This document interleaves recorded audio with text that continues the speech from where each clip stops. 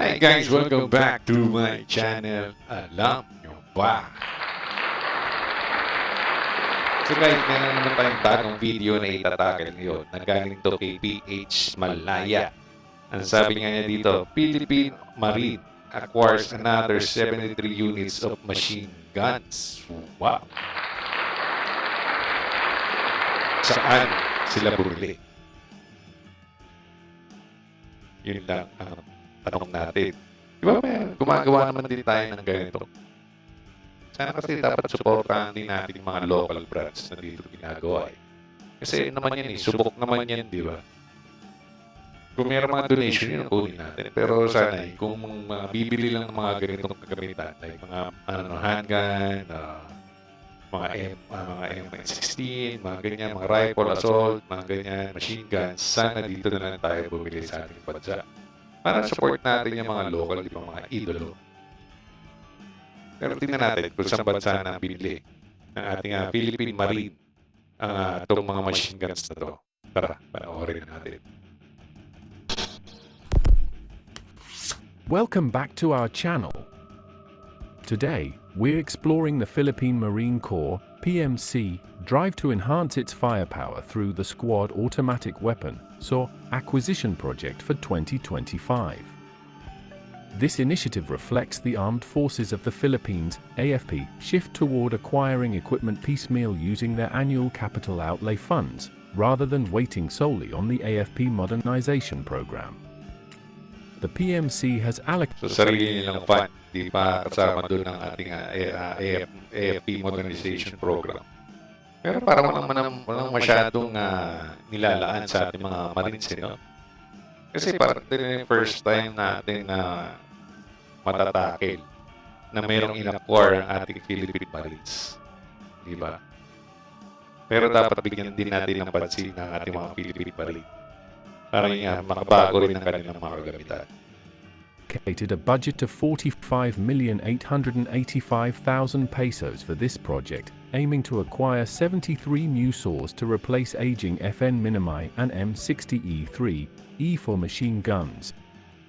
Parang ang mahal din. Kung 45 million sa 73. Compute natin.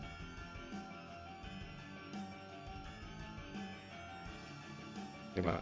45,855. Yan. Divide 73. So naglalaro 628,000 ang isa. Ang mahal.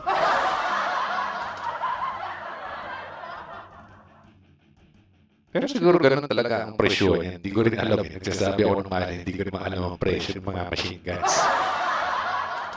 Pero pumapatak nga, ganun, mga 628,561 ang isa. Kung 45 million ang budget ng ating Philippine Marines.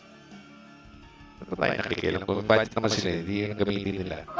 Nakikilang ko. Pero, syempre, pera natin yan. Pera ng taong bahay yan, di ba? Galing na gamit dyan. Kaya, dapat meron din tayong mga say sa mga ina-acquire ng ating army. Dahil kailangan talaga fit sa ating mga yun. At talagang napapakinabangan din natin ng maayos at magamit natin sa tama, di ba? In the future. At pagbantay sa ating bansa. Yun naman importante doon. Kaya wala naman tayong against sa mga pinagbibili ng ating army. Kasi importante sa kanila yan. Sila nakakaalam niya. So, yun lang. Namahala lang tayo. Pero yan, sila na nakakalam talaga yan. Kaya, go on tayo sa video. And enhance the firepower, mobility, and efficiency of Marine squads. Here's a closer look at the required features for the new saws. Caliber 5.56mm x 45mm NATO standard. Barrel, quick change design made of high carbon alloy steel, 1:7 rifling with 6 grooves, right-hand twist. Operating system, gas-operated or gas piston for reliability in various conditions. Feeding mechanism, dual-fed capability for Stanag M1630 round magazines or 200 round belt-fed ammo boxes. Machine guns ba yan? Design air-cooled with a receiver made from high-carbon alloy steel. Machine Accessories. guns. Reflex optic sight for faster target engagement. Tactical 2-point sling for ease of carry. Diyan naman nakalagay pala. Spare barrel for Parang parehas. extended operations. The PMC previously acquired 160 units of the MFR-56 light saw from Turkey's System Defense for earlier tenders. Turkey. At just 4.25 kilograms, the MFR-56 is the world's lightest dual-fed machine gun, Din yun, significantly Kilos. lighter than the 10.5 kilogram M60E3 E4 it aims to replace. Given its proven performance and compatibility with the PMC's requirements, System Defense, along with its Filipino partner Top Shot Guns International, is expected to be a strong contender in this bidding process. This project highlights the PMC's commitment to gradual modernization, ensuring that Marine squads have modern and efficient tools for combat readiness. By steadily upgrading with available funds, the PMC continues to enhance its capabilities while addressing the challenges of aging equipment. We'll keep you updated as the bidding progresses and the results are announced. Don't forget.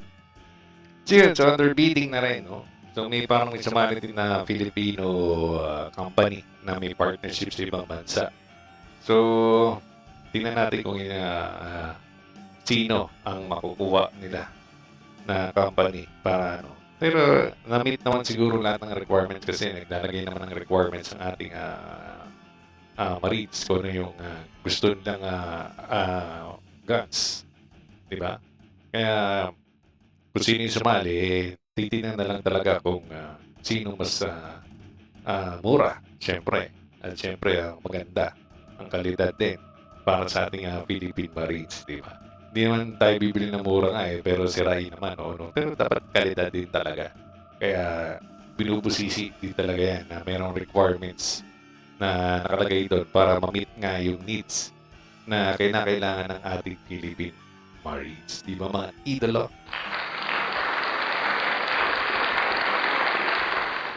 Siyempre, abang-abang na lang natin guys kung anong magiging update dito sa ating pag-acquire ng ating Philippine Marines na another 73 units ng kanilang machine guns para sa kanilang magamit nila. Diba? So, parang first time lang talaga na na matackle natin ang Philippine Marines na nag-acquire ng kanilang mga kagamitan. Kasi kung mapapakikita din naman natin, no, ang lumar na rin talaga yung mga kagamitan nila. Yung makabago lang yung PBUs, di ba? Na vehicle natin. So, yun ang ginagamit din nila talaga. So, yun. So, maraming salamat kay PH Malaya sa kanyang video. So, lalagay ko pa sa description down below ang kanyang full video, pati po kanyang YouTube channel, mga idolo. Huwag niyo pong kalimutan mag-subscribe po sa kanya. At syempre po, huwag niyo rin pong kalimutan mag-subscribe din po sa akin. Hit niyo po yung notification bell at yung like button. At huwag niyo rin pong kalimutan, i-follow po ako sa aking Facebook page na Alam Nyo Ba? Bing, bing, bing! Mali! So guys, dito na po tayong tatapos. Maraming salamat po sa lahat. Ingat po tayo lagi. And God bless us all. Bye-bye.